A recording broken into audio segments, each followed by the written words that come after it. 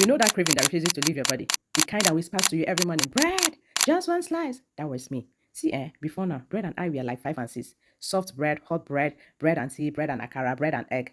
I know they discriminate at all. But somewhere along the line, my body started protesting. Anytime I ate bread, my heart would start doing boom, boom, boom, like it was preparing for Olympics. Palpitations here and there. The heartburn would join the meeting. And to crown it all, my stomach would just lock up like NEPA took life from digestion department. At first, I ignored it because how can ordinary bread be stressing somebody like this? I thought maybe it was stress, maybe hormones, maybe village people were testing new strategies. But after years, I noticed the pattern. Bread, pastries, cake, anything flour-based will humble me immediately. And one thing I have learned in this life is this. Always pay attention to your body. Your body whispers before it starts shouting.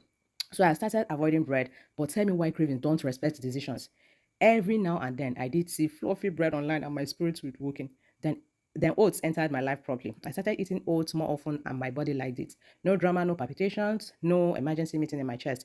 And one random day, a thought entered my head.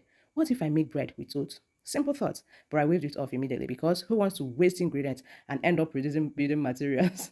Last week, the idea came again, strong this time, but as a professional procrastinator, I quenched the spirit. Until yesterday, I woke up and said, today is today. Why here? I entered my kitchen like a scientist about to discover cure for suffering. I gathered the ingredients available in my house, oat, plantain, and few other supporting actors. And let me tell you something. This was not confidence. This was pure faith.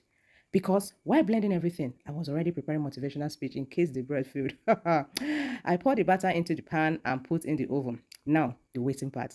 That's one spiritual warfare. Every 5 minutes, I was opening the oven like I was checking WIAC results. Then finally, the aroma started spreading. The kind of smell that will make neighbors suddenly remember they borrowed your bucket in 2019. When the bread finished baking, I told myself, calm down, just taste one slice, save the rest for tomorrow breakfast. Very intelligent plan, right? But unfortunately, the bread had other plans. Brethren and sisterin, that bread did not survive the night. From small tasting, it became breakfast, lunch, then dinner. I was slicing it like somebody that had not seen food since January. And guess what I paired it with? Golden melon. Yeah, royalty. That combination was giving healthy girl with sense. And the shocking part, no palpitation, no heartburn, no stomach rebellion, nothing. That was when it finally clicked in my head. Flour was the enemy within. No. Imagine suffering for years when my body had already been dropping clues. Honestly, the experience taught me something very important. Healthy food does not have to be boring.